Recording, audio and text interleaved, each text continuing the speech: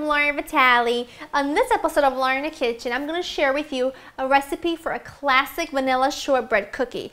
Actually, this shortbread recipe is a base for just about anything. You can make a cookie out of it. You can make it as a base for, say, some kind of a bar, chocolate bar, or cake bar, anything you want. The ingredients for it are super simple and easy, so let's go over them to get started. You're going to need some unsalted butter at room temperature, all-purpose flour, some confectioner's sugar, salt, and vanilla extract. Those are your ingredients. Now, let me give you a little bit of a background on this. Shortbread cookies are one of my absolutely favorite types of cookie.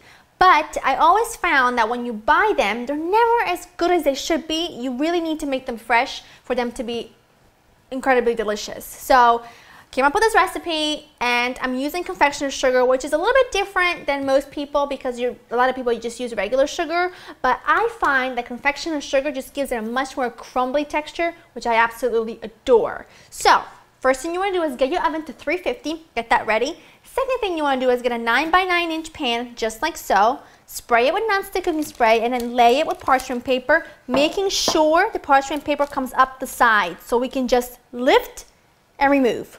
Now, very nice and easy.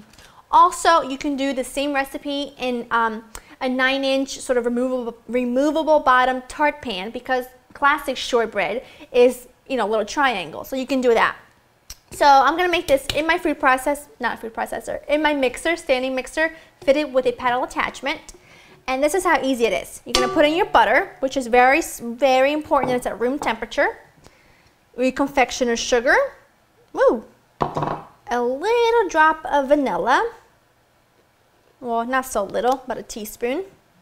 And then you're just going to put this, whoa, don't do that. Put that on about medium-low and let that cream together for about a minute or two. You want everything to be well incorporated. Once you have all the sugar incorporated, you can increase the speed up to medium-high, which is what I did.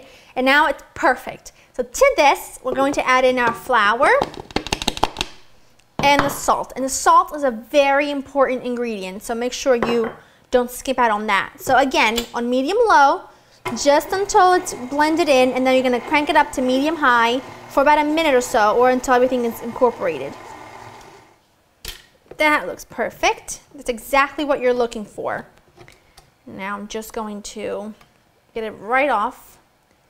Now, if you wanted to make different shapes of cookies with this dough, then at this point you would need to roll it up, put it in the fridge for about an hour until it firms up really well.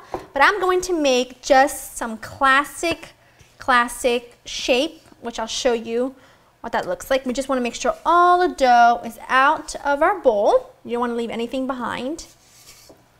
Just using my hands, I'm making sure everything is nice and even. I don't want any thin pieces at one place and then thicker places at another. So, now, let me move this a bit. You're going to take either a butter knife or a bench knife, whatever you have, and you're going to cut this in 6 strips long ways. Okay, so just make a mark for yourself. 1, 2, 3, 4. Okay, 1, 2, 3, 4, 5, 6. Perfect. Just cut it right down, and you're going to cut it in 4, well actually I'll cut it in 3s. I want to have big cookies. Now using a fork, you're going to prick each one 3 times. This dough is so perfect every single time. Now just like this, and then you can put any kind of filling over the top, makes a great, like I said, a great bar, a great anything. I make some killer caramel chocolate bars with this base. It's unbelievable. It's my friend Bree's absolute favorite. She gets them every year for Christmas. Last one. Now this is going to go into your preheated oven, 350, for about 20 to 25 minutes or until they're lightly golden brown. And I'll show you what that looks like when they're done.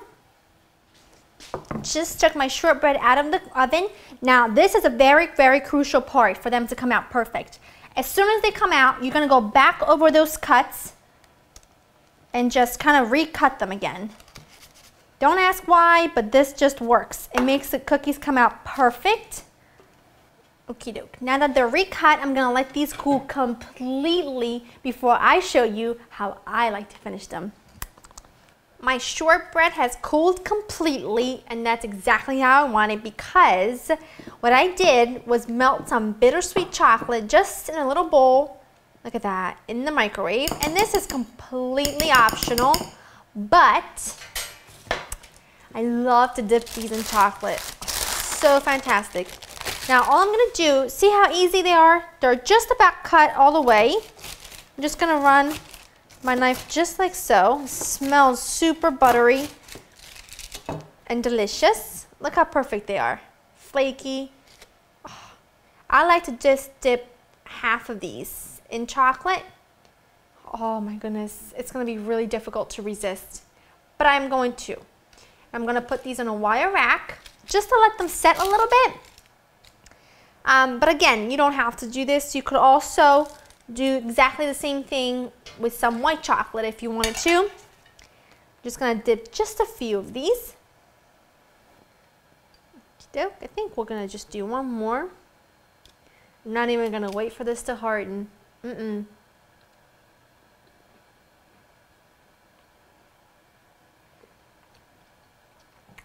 Unbelievable. It is so good. So simple. Great texture.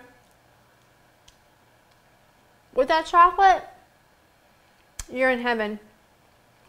Go back in. Or not. Well, that's it. Simple, easy, delicious, easy ingredients. Go to www.laurenkitchen.com to get the recipe.